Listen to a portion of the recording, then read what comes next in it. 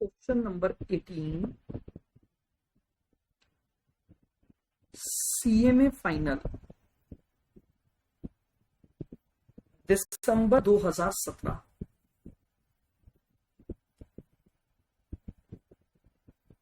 आइएगा देखिएगा, दिसंबर 2017 का सीएमए फाइनल का एक क्वेश्चन हमारे पास है। इस पर हम जरा बात करते हैं। देखो ये क्या बोल रहा है। ली industries wishes to install a plant in its factory at a cost of ₹100 lakh। ये है ली इंडस्ट्री।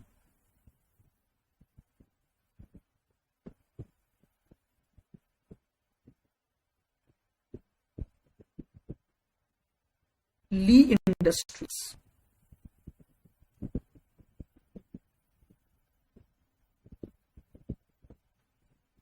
ठीक है, ये सोच रही है कि हम एक प्लांट लगाएंगे जिसकी कॉस्ट है 100 लाख रुपए। लीजिए, कॉस्ट ऑफ प्लांट, ठीक है, कॉस्ट ऑफ प्लांट है 100 lakhs। It can lease the plant from LOR company, ठीक है, यानी ये लेसी बन जाएगा और ये इस प्लांट को किससे ले सकता है? LOR कंपनी से ले सकता है।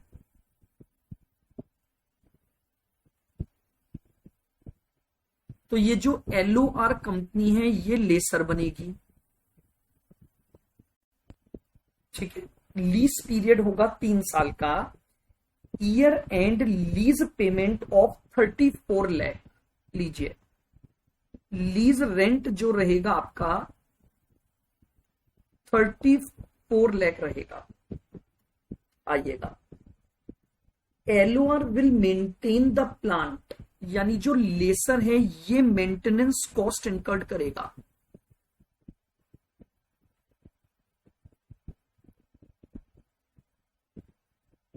मेंटेनेंस कॉस्ट इनकर्ड करेगा कितनी?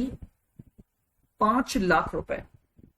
Eight the end of each year with no charge to leave for the maintenance, यानी लेसर ये जो मेंटेनेंस कॉस्ट इनकर्ड करेगा इसके लिए वो कोई भी चार्ज ली इंडस्ट्री से नहीं लेगा।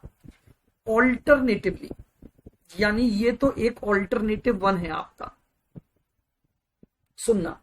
Alternatively Lee could borrow ₹100 lakh from the bank. Lee जो है वो बैंक लोन ले सकता है। कितने का? 100 lakhs का। बहुत ध्यान से सुनना। Either take an upfront extended warranty for the 3 years for an additional ₹10 lakh। अब क्या होगा, मेरी बात ध्यान से सुनोगे।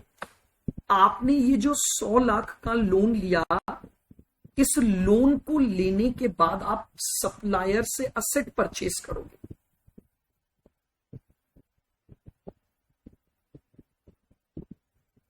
असेट परचेज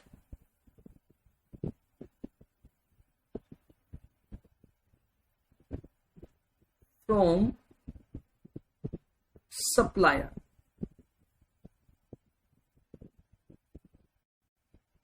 अब आपके पास इसके बाद 2 ऑप्शन अवेलेबल हो जाएंगे। ध्यान से सुनना। या तो आप क्या करो कि जो असेट खरीदोगे उसके साथ एक एक्सटेंडेड वारंटी का कॉन्ट्रैक्ट करो। Extended warranty,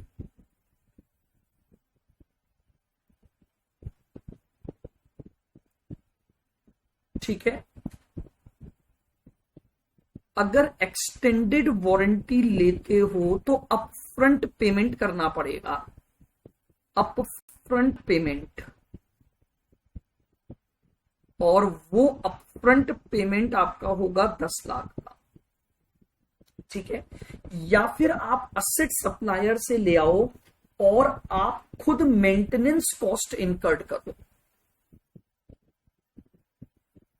own maintenance cost ₹5 lakh. बहुत ध्यान से सुनिएगा, अगर आप लोन ऑप्शन पर जाते हो तो 100 लाख का लोन लोगे। लोन लेने के बाद आप असेट परचेज करोगे तो सप्लायर ने आपको क्या बोला कि आप असेट के साथ साथ आप एक एक्सटेंडेड वारंटी ले लो।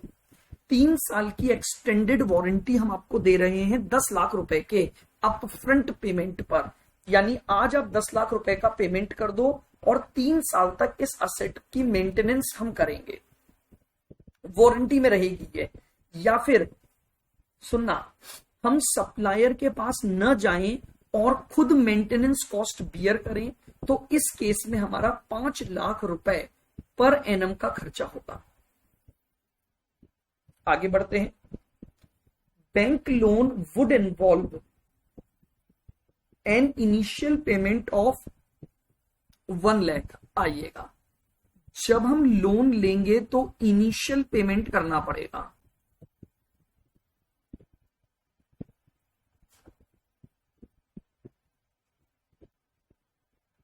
और वो इनिशियल पेमेंट होगा 1 लाख का। और फिर उसके बाद जो रिमेनिंग प्रिंसिपल बचेगा उसकी आप 3 इंस्टॉलमेंट टुगेदर विथ 14% इंटरेस्ट।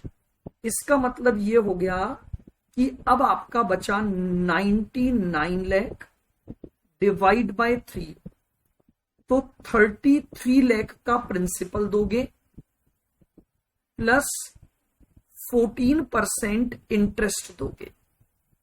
बोलिए एग्री? बहुत ध्यान से सुनिएगा, आपने 100 लाख का जो लोन लिया उसमें से 1 लाख का तो इनिशियल पेमेंट कर दोगे, रिमेनिंग बचेगा 99 लाख, जिसके लिए आप क्या करोगे 33 लाख की 3 इंस्टॉलमेंट बना दोगे प्रिंसिपल अमाउंट की, और 14% इंटरेस्ट अलग से जाएगा। आइए, the plant will qualify for the annual depreciation of 31 lakh. अब अगर आप प्लांट खरीदोगे तो डेप्रीसिएशन लगेगा,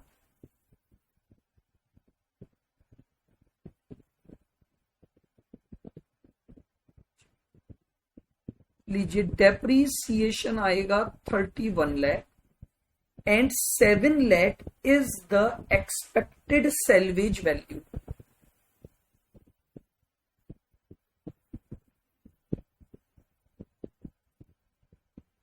आइएगा, आपकी सेल्वेज वैल्यू रहेगी 7 lakh. Both LOR and Lee have an after tax weighted average cost is 10% and the tax rate is 50%। ठीक है, आपके लिए weighted average cost of capital 10% दे रखी है और जो टैक्स रेट है वो आपकी क्या रहेगी 50% रहेगी। अब इसने पूछा है find out if the extended warranty is worthwhile, यानी क्या आपको इस सप्लायर के साथ एक्सटेंडेड वारंटी के कॉन्ट्रैक्ट में जाना चाहिए या नहीं जाना चाहिए। आगे देखिएगा, सुनना, compute the net advantage to leasing for Lee. Lee industry के लिए एक एडवांटेज की वैल्यू निकालनी है कि लीज पर जाने की वजह से उसे क्या एडवांटेज हुआ है, साथ ही साथ मेंटेनेंस का बेटर ऑप्शन जो चूज करोगे उसे भी कवर करना है। यानी आपका इस क्वेश्चन में अब 2 डिसीजन हो गए। पहले तो आप ये डिसीजन लो कि आपको एक्सटेंडेड वारंटी पर जाना चाहिए या आपको ओन मेंटेनेंस करना चाहिए।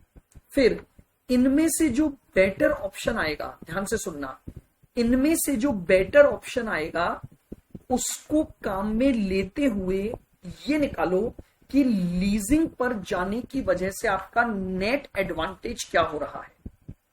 क्लियर? बिल्कुल। साथ में एक और चीज अज्यूम करनी है, ये जो एक्सटेंडेड वारंटी का आप पेमेंट करोगे ये फर्स्ट ईयर के एंड में टैक्स डिडक्शन के लिए क्वालिफाई करेगा। चलिए पहले हम यहां तक की बात करते हैं। आप यहां तक ये बना लीजिए सारा, ये सारे क्वेश्चन का डेटा मैंने यहां पर कॉपी कर लिया है ताकि अब मैं इसके सॉल्यूशन को प्रॉपर मैनर में कर सकूं।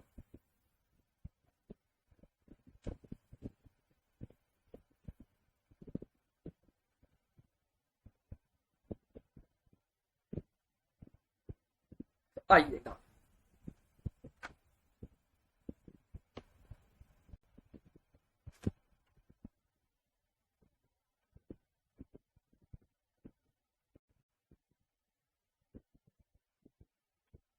decision regarding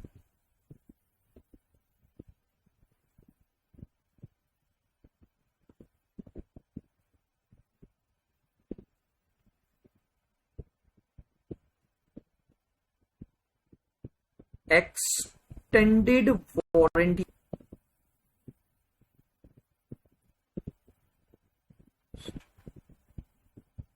or not.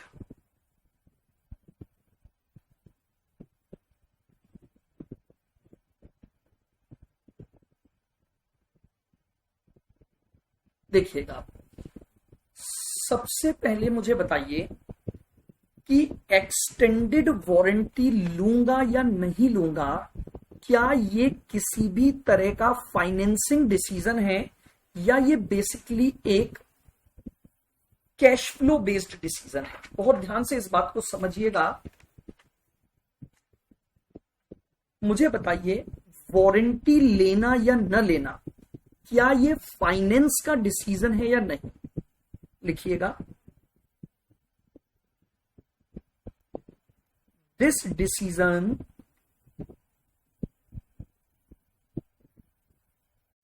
does not involve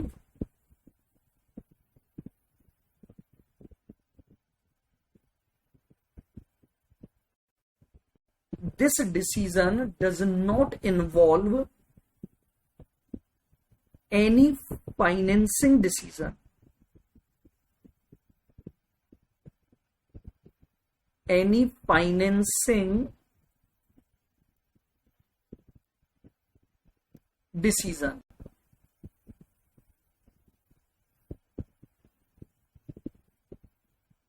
and hence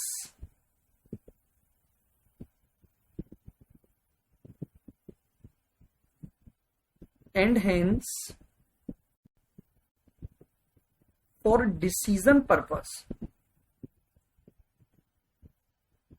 and hence for decision purpose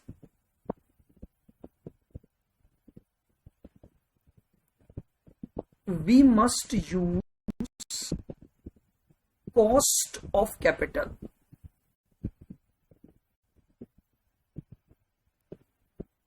We must use cost of capital in place of,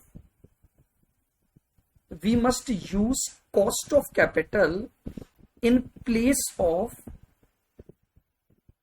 KD after tax. KD after tax.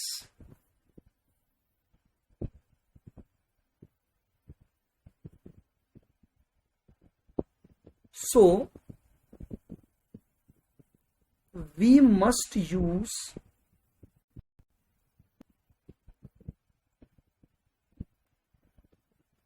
given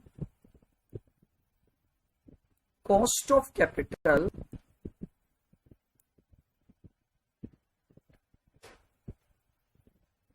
that is 10% for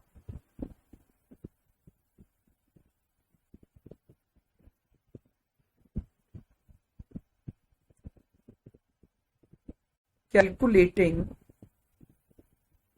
present value, or calculating present value. ठीक है, जो हम extended warranty का decision ले रहे हैं ये purely हमारा एक कैश फ्लो बेस्ड डिसीजन है, जिसके लिए हम अपनी जो weighted average cost of capital है उसी को काम में लेंगे। हम यहां पर किसी भी प्रकार के फाइनेंसिंग की बातें नहीं कर रहे हैं, तो केडी आफ्टर टैक्स को हमें कोई रेलेवेंसी नहीं देनी चाहिए। आइए,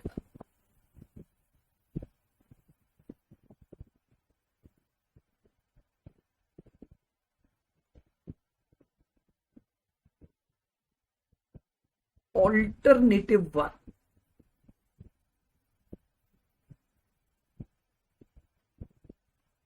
if Lee Industry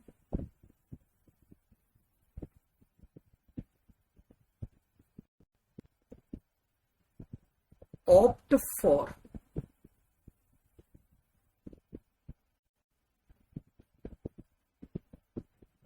extended warranty,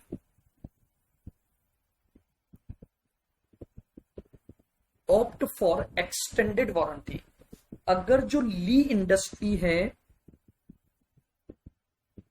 वो ऑप्ट कर रही है एक्सटेंडेड वारंटी को,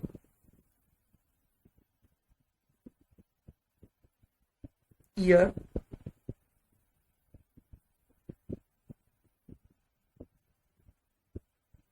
cash flow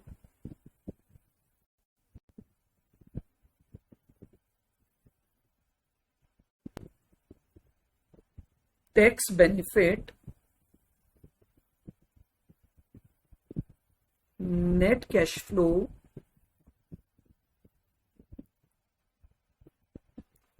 present value factor और प्रेजेंट वैल्यू। लीजिए, अगर हम एक्सटेंडेड वारंटी पर जाते हैं तो कैसे हम इसका वैल्यूएशन करेंगे। ईयर 0 में मैं कितना खर्च कर दूंगा, मैं 10 लाख का खर्चा कर दूंगा।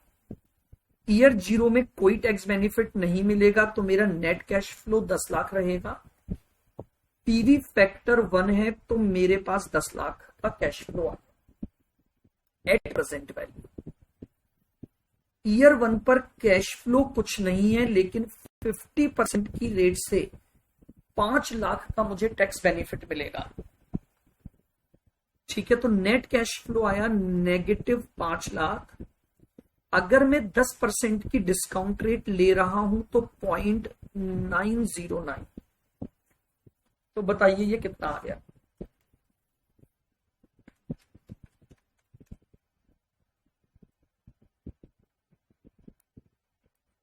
$4.545।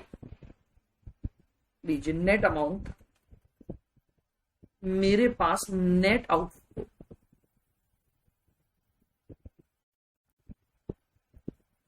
तो ये नेट आउटफ्लो आ जाएगा 5.455। कि अगर ली इंडस्ट्री ऑप्ट करता है एक्सटेंडेड वारंटी के लिए, आइए ऑल्टरनेटिव 2,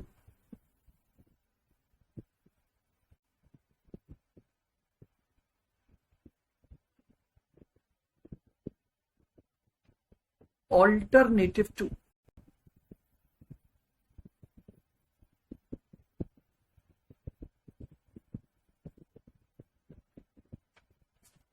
क्या था ऑल्टरनेटिव 2?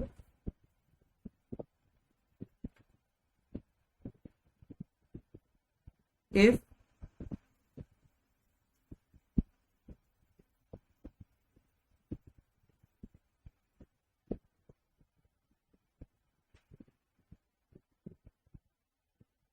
if maintenance charges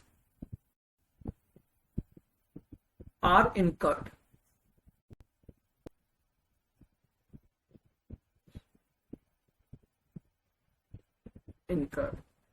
यानी अगर हम ये ऑप्ट करते हैं कि हम अपफ्रंट एक्सटेंडेड वारंटी पर नहीं जाएंगे, तो हम खुद मेंटेनेंस चार्जेस इनकर्ड करेंगे।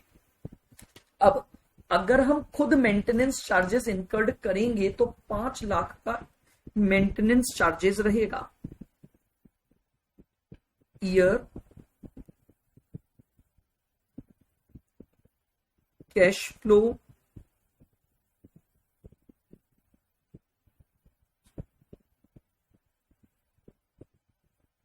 Tax benefit,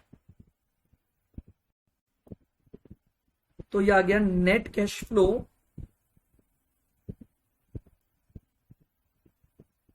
then present value factor, तो हम प्रेजेंट वैल्यू निकाल पाएंगे।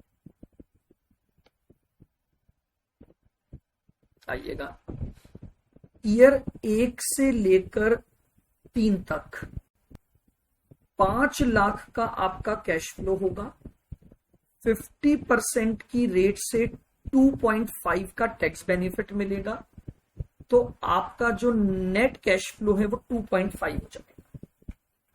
10% के क्यूमुलेटिव डिस्काउंट फैक्टर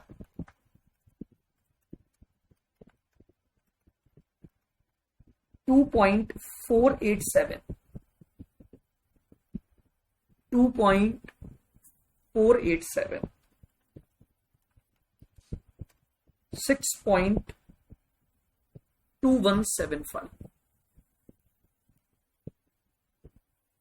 ये लीजिए 6.2175।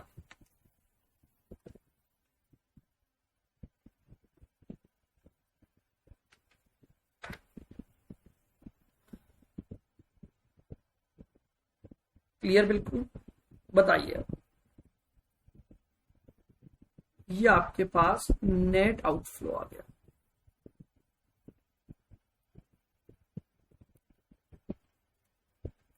$6.2175। बताइए, अगर आप एक्सटेंडेड वारंटी पर जाते हो तो आपका कैश फ्लो है 5.455 आउटफ्लो, और अगर आप मेंटेनेंस चार्जेस इनकर्ड करते हो तो आपका आउटफ्लो इतना आएगा। तो क्या होना चाहिए? तो लिख दें डिसीजन।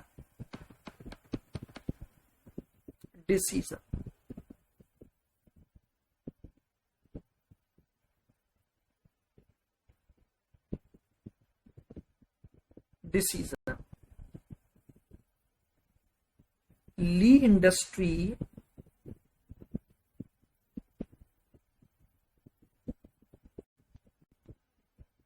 must obtain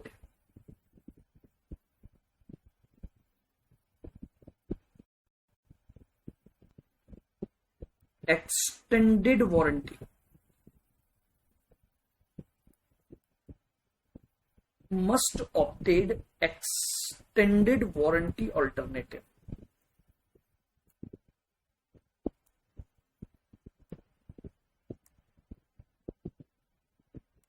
ये लीजिए, ये तो हमारा पॉइंट आ गया। अब हमें ये देखना है कि लीज वर्सेस बाय ऑप्शन में हमें कहां जाना चाहिए। आइए तो लिखेंगे अब इसमें, ये लिख लिया पूरा आपने, पहले देख लो आराम से। ये हमारे दोनों आउटफ्लो आ रहे हैं ऑल्टरनेटिव में। अगर हम चाहते हैं एक्सटेंडेड वारंटी पर तो कितना आउटफ्लो होगा, और अगर हम एक्सटेंडेड वारंटी के बजाय किस पर जा रहे हैं, अगर हम अपने मेंटेनेंस चार्जेस पर जा रहे हैं।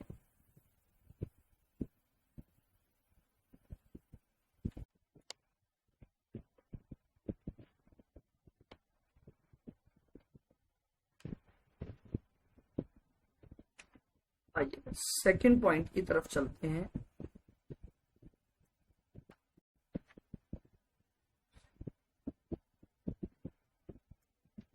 Decision regarding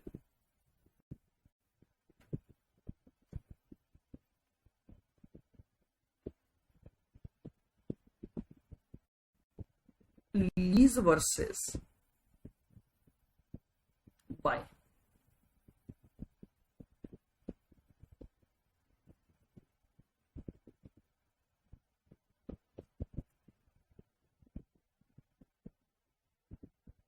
This decision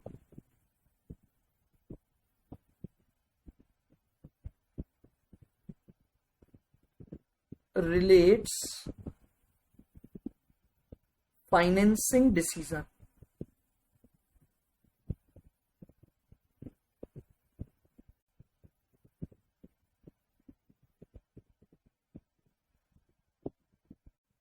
this decision relates financing decision.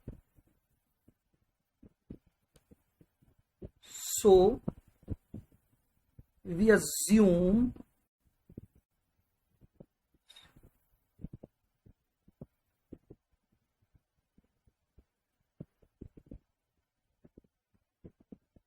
KD after tax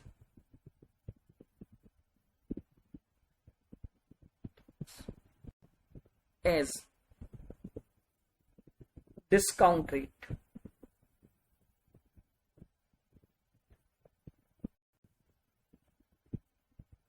As a discount rate.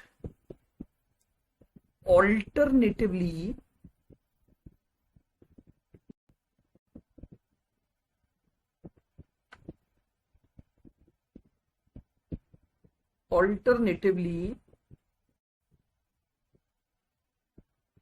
we can solve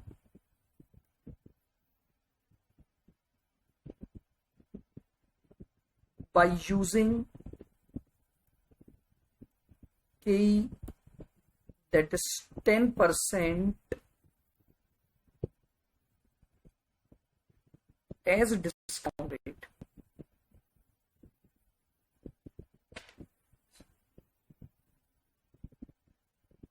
As a discount rate.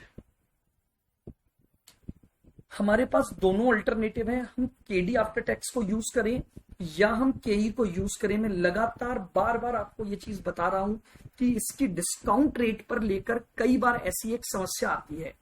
तो देखिएगा, फाइनेंसिंग डिसीजन होने की वजह से बेस्ट ये होता है कि आप अपने क्वेश्चन को केडी आफ्टर टैक्स पर सॉल्व करें। बट हाँ, as per previous examination questions, study material, हम केई भी यूज कर सकते हैं। आइएगा,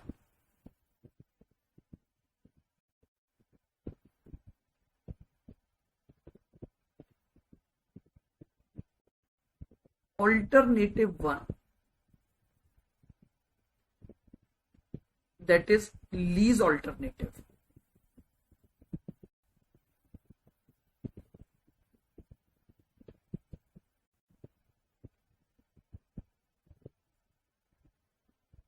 आइएगा, सबसे पहले हम आंसर निकालते हैं किससे? लीज ऑल्टरनेटिव से।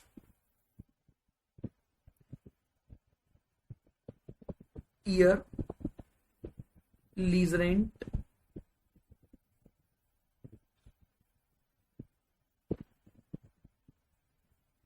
देन उसका tax benefit,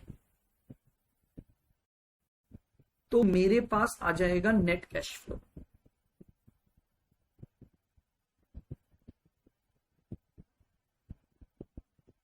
present value factor लूंगा तो मैं प्रेजेंट वैल्यू निकाल सकता हूं। आइएगा, मेरे पास लीज एग्रीमेंट कितने सालों के लिए है बताइए? 3 साल का लीज एग्रीमेंट होगा। तो यानी 1 से लेकर 3 साल तक 34 लाख का लीज रेंट दूंगा। 34 का 50% 17 लाख का मुझे टैक्स बेनिफिट मिलेगा। तो मेरा नेट कैश फ्लो 17 लाख आ जाएगा। आइए, पीवी फैक्टर अगर मैं केडी आफ्टर टैक्स लेता हूं तो 7% रहेगी। तो 1 डिवाइड बाय 1.07, 1 साल, 2 साल, 3 साल, तो 3 साल का क्यूमुलेटिव आएगा 2.624।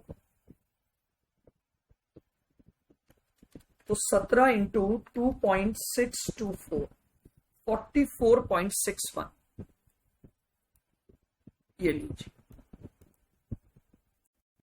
44.61 मेरे लीज ऑल्टरनेटिव का आंसर आ गया।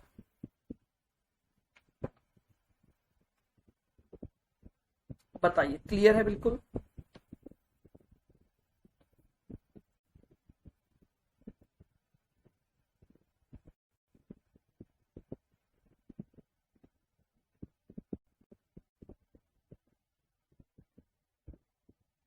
Alternative 2, buying option.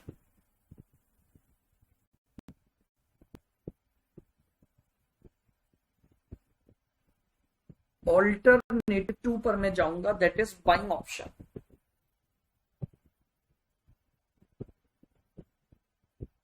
चलिएगा, कैलकुलेशन नंबर 1, सबसे पहले मैं बाइंग ऑप्शन में क्या निकालूंगा,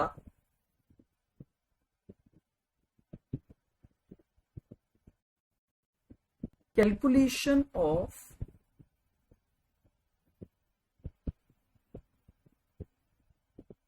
interest cost and instalment amount.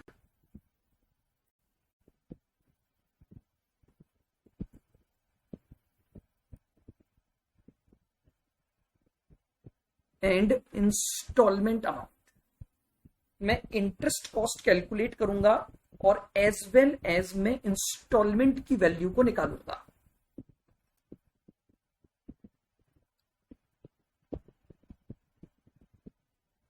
Year, opening balance, year, then opening balance,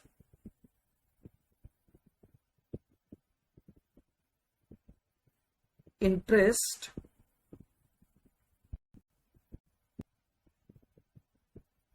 principal,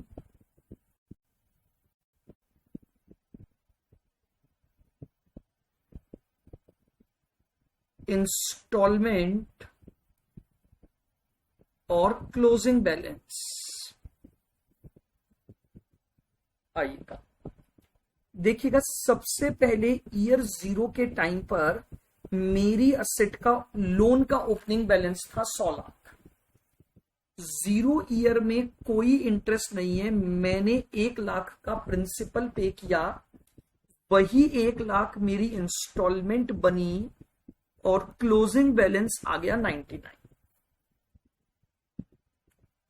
year 1, 99 का ओपनिंग बैलेंस,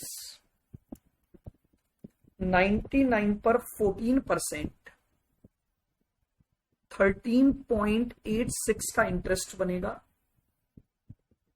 33 का प्रिंसिपल। ध्यान से देखिएगा, आपको ये दे रखा था कि 3 इक्वल अमाउंट में प्रिंसिपल का रीपेमेंट होगा, तो 100 में से डाउन पेमेंट 1 लाख जाने के बाद आपके पास कितना बचा, 99 का प्रिंसिपल बचा, जिसको 3 इक्वल इंस्टॉलमेंट में हमने बांट दिया। तो टोटल इंस्टॉलमेंट आ गई 46.86। हमने 13.86 का इंटरेस्ट प्लस 33 का प्रिंसिपल दोनों जोड़ दिए। अब क्लोजिंग बैलेंस 66 बचेगा। ईयर 2, ओपनिंग बैलेंस 66 इंटू 14%, तो 9.24 का इंटरेस्ट, 33 का प्रिंसिपल,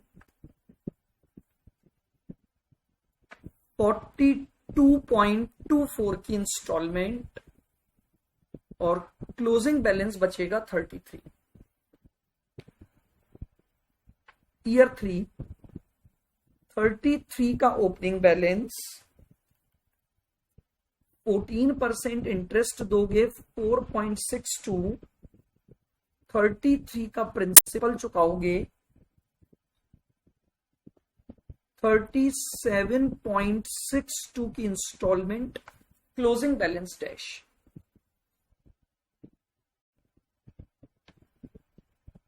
बना लीजिए, ये आपके पास बाइंग ऑप्शन की पहली वर्किंग आ गई, इंटरेस्ट की कैलकुलेशन और as well as instalment calculation. बनाइए इसको, फिर आगे बढ़ते हैं।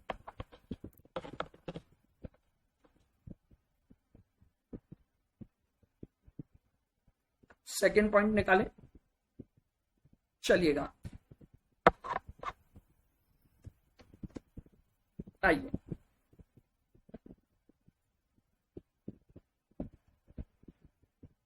अब आपने ये जो इंटरेस्ट निकाला है, हम इसका क्या निकाल लेंगे, टैक्स बेनिफिट।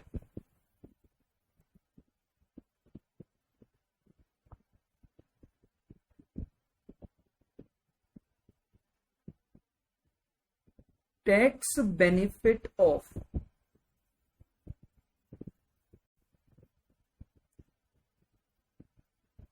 इंटरेस्ट, ईयर ले लूंगा,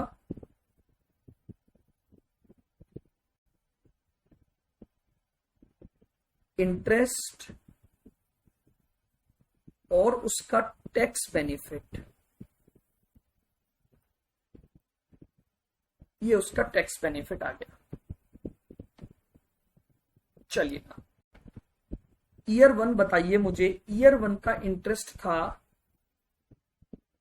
13.86, ईयर 2 का इंटरेस्ट है 9.24 और ईयर 3 का है 4.62। आइएगा टैक्स बेनिफिट, 13.86 का 50%, 6.93, 9.24 का 50%, 4.62 और 4.62 का 50%, 2.31। तो ये आपका टैक्स बेनिफिट ऑफ इंटरेस्ट आ गया।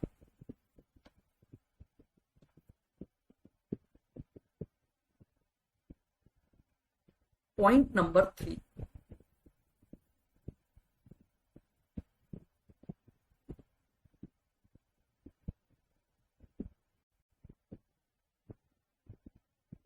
टैक्स बेनिफिट ऑफ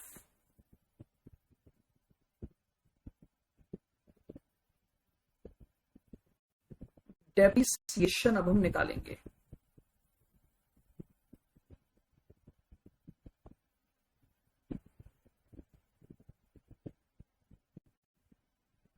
आपको दे रखा है डेप्रिसिएशन पर एनम कितना, 31 लाख आपका डेप्रिसिएशन है। तो अब इसका टैक्स बेनिफिट निकाल देते हैं।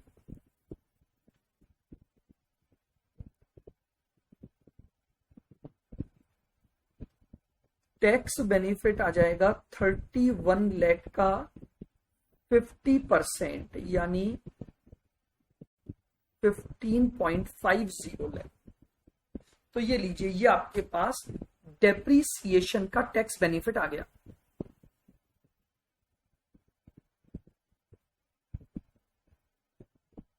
नेक्स्ट,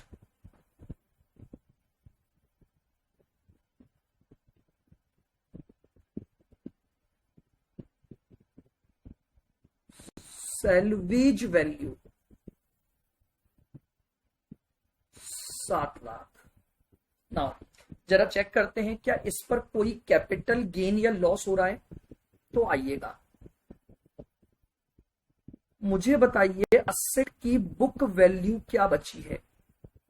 बुक वैल्यू कैसे निकालूंगा, कॉस्ट है 100 लाख माइनस हर साल आपने डेप्रिसिएशन क्लेम किया है 31 का, तो 31 इंटू 3 93 लाख का आपने डेप्रिसिएशन क्लेम कर लिया।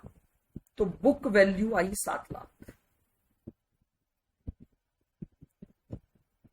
और स्क्रैप भी है 7 लाख। तो लीजिए, न तो आपका कोई शॉर्ट टर्म कैपिटल गेन हुआ, न इस पर आपका कोई शॉर्ट टर्म कैपिटल लॉस हुआ। बताइए क्या यहां तक की बातें बिल्कुल क्लियर हैं आपको।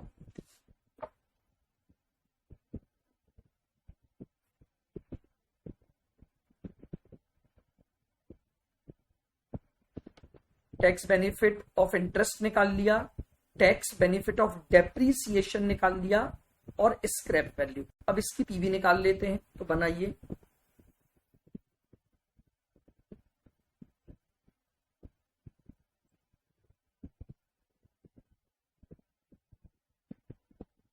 स्टेटमेंट शोइंग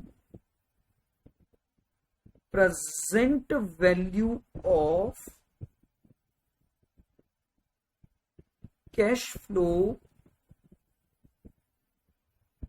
अंडर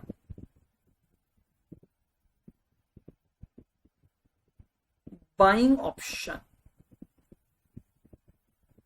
अगर मैं बाइंग ऑप्शन पर गया तो मेरे पास कैश फ्लो की प्रेजेंट वैल्यू मुझे निकालनी है।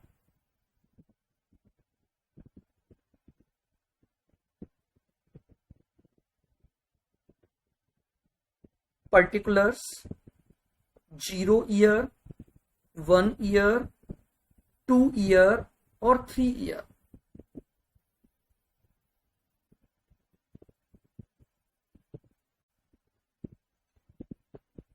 सबसे पहले लिखूंगा इंस्टॉलमेंट। यहां पर 1 लाख की इंस्टॉलमेंट थी, 46.86 की इंस्टॉलमेंट, 42.24 की इंस्टॉलमेंट, 37.62 की इंस्टॉलमेंट। Next,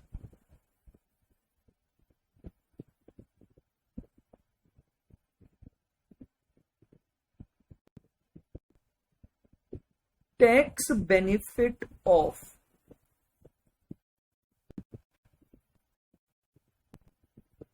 interest. आइएगा, अब हमने इंटरेस्ट का जो टैक्स बेनिफिट निकाला था वो आप लिख दीजिए। बताइए कितना कितना निकला था आपका इंटरेस्ट का टैक्स बेनिफिट। 6.93 तो यहां निकला था, 4.62 का टैक्स बेनिफिट ये था, और 2.31 का टैक्स बेनिफिट ये था।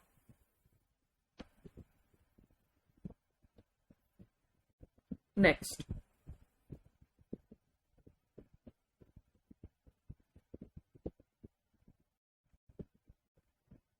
Tax benefit of depreciation. बताइए, 15.50 का टैक्स बेनिफिट यहां है, 15.50 का टैक्स बेनिफिट और 15.50 का टैक्स बेनिफिट। ये आपके पास डेप्रीसिएशन का टैक्स बेनिफिट आ जाएगा।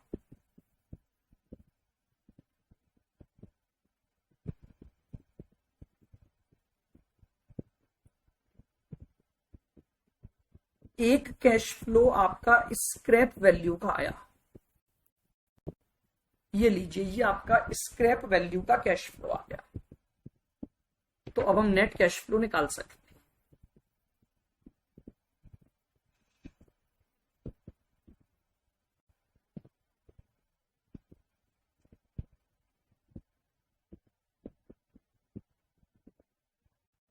ये आ गया नेट कैश फ्लो। बिल्कुल ध्यान से सुनिएगा, यहां 1 का नेट कैश फ्लो है, फर्स्ट ईयर में निकालिए।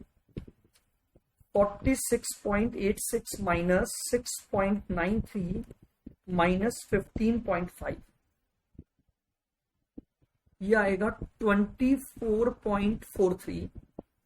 फिर आगे आइए, 42.24 माइनस 4.62 माइनस 15.5, तो 22.12, 37.62 माइनस 2.31 माइनस 15.5 माइनस 7, तो 12.8।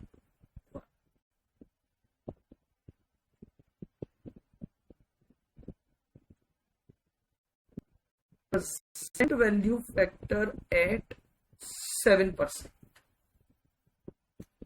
तो पहले साल का पीवी फैक्टर यानी 0 ईयर का तो 1 रहेगा, पहले साल का 0.935, 0.873 और 0.816।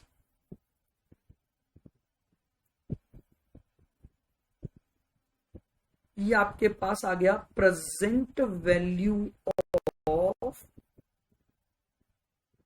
Cash flow. 1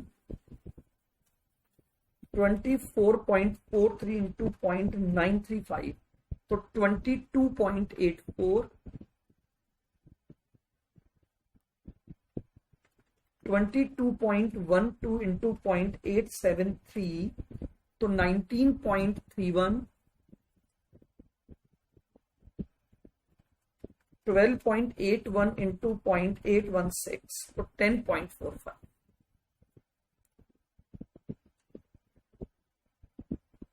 ये आपके पास present value of cash flows आ गया। देख लीजिए, इसको निकाल लीजिए आराम से। Instalment amount, tax benefit of interest, tax benefit of depreciation और स्क्रैप, तो नेट कैश फ्लो आ गया। हम केडी आफ्टर टैक्स यूज कर रहे हैं एज पर द अजम्पशन, तो 7% से मैंने इसकी पीवी निकाल दी। बताइए, कर लिया? टोटल पीवी जोड़ लीजिए, तो 1 प्लस 22.84 प्लस 19.31 प्लस 10.45 तो 53.6। लिख दूं इसको?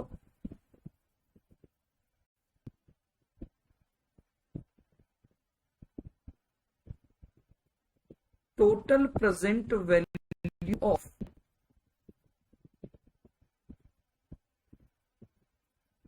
कैश फ्लोस, तो यह आ जाएगा 53.60।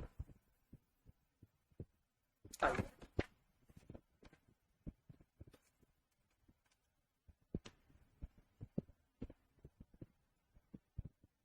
प्रेजेंट वैल्यू ऑफ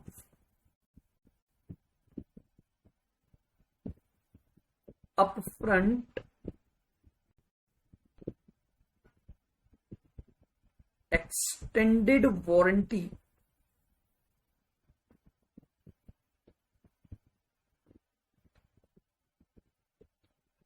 अब हमने एक ऑप्शन लिया था कि अगर हम बाय करते हैं तो हम एक्सटेंडेड वारंटी को लेकर चलेंगे। तो जरा इसको इसके साथ इनकॉर्पोरेट करते हैं।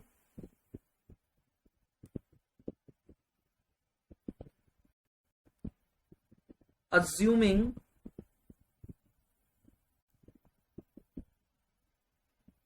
Discount rate as 7%। अब अगर मैंने इस, ध्यान से सुनना, अब आपके दिमाग में एक पॉइंट अराइज होगा कि 10% वाले पर हम निकाल चुके थे तो उसी को ले लें। नहीं, वो आप तब ले सकते थे जब आप ये पूरी प्रेजेंट वैल्यू 10 पर निकालते। अगर आपने अजम्पशन ली है लीज वर्सेस बाय डिसीजन की केडी आफ्टर टैक्स पर, तो एक्सटेंडेड वारंटी की भी वैल्यू 7 पर ही लेनी पड़ेगी, यानी केडी आफ्टर टैक्स पर। अगर आप इस पूरे क्वेश्चन की अजम्पशन के ही लेते तो फिर अपफ्रंट एक्सटेंडेड वारंटी को भी मैं केई पर ले सकता था। तो आइएगा जरा इसकी वैल्यू हम निकालते हैं।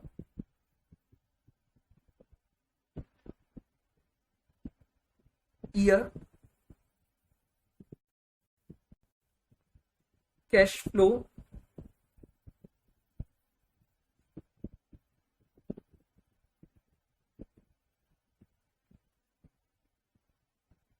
टैक्स बेनिफिट, तो ये मेरे पास आ गया नेट कैश फ्लो।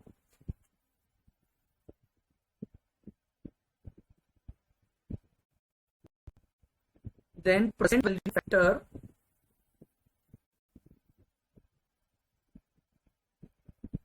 तो हमने यहां पर अब ले ली प्रेजेंट वैल्यू।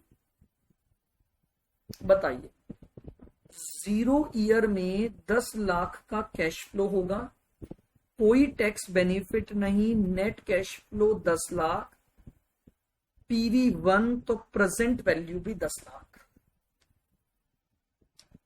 ईयर 1 में कैश फ्लो कुछ नहीं होगा, लेकिन आपको इसका टैक्स बेनिफिट मिलेगा, तो इस वजह से मेरा नेट कैश फ्लो भी 5 लाख आएगा। 1 डिवाइड बाय 1.07 तो 0.935 मेरा डिस्काउंट फैक्टर रहेगा 5 इंटू 0.935 4.68। बताइए कितना आ गया आगे? 5.32।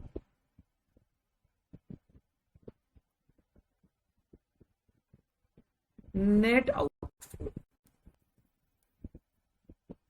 ये लीजिए, जब मैंने एक्सटेंडेड वारंटी के ऑप्शन को भी 7% की रेट पर लिया तो मेरा नेट आउटफ्लो ये आ गया।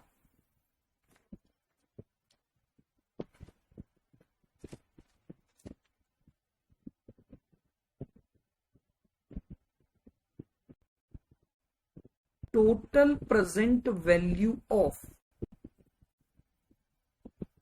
कैश फ्लो अंडर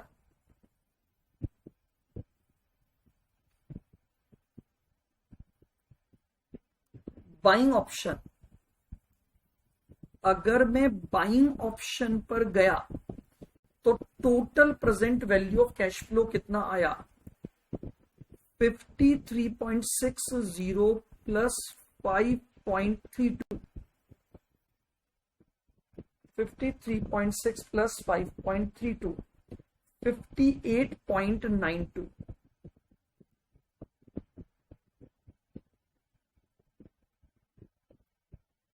लिखेंगे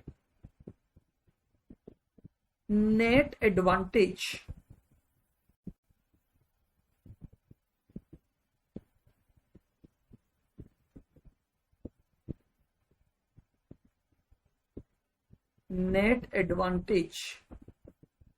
टू लीजिंग। देखिएगा, लीजिंग का नेट एडवांटेज निकाल रहा हूं। देखो, बाइंग ऑप्शन पर गया तो 58.92 का आउटफ्लो, माइनस अगर मैं लीज ऑप्शन पर जाता हूं तो 44.61, तो लीज पर जाने का एडवांटेज आ गया 14.31। ये लीजिए, ये मेरे पास क्या आ गया? नेट एडवांटेज ऑफ लीजिंग, कि लीजिंग पर जाने की वजह से मुझे इतने का एडवांटेज रिसीव होगा। कर लीजिए मार्क्स को, देख लीजिए, कोई भी डाउट अगर आपको पूछना है तो आप पूछ सकते हैं। ये आपका क्वेश्चन नंबर 18 था।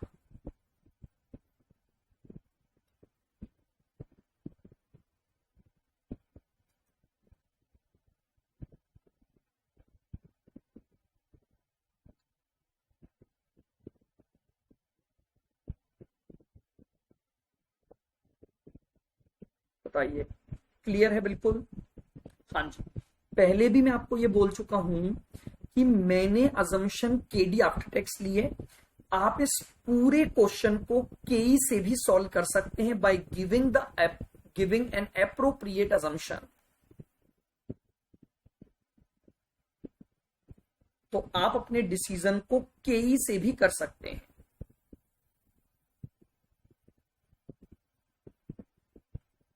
अलाउड है,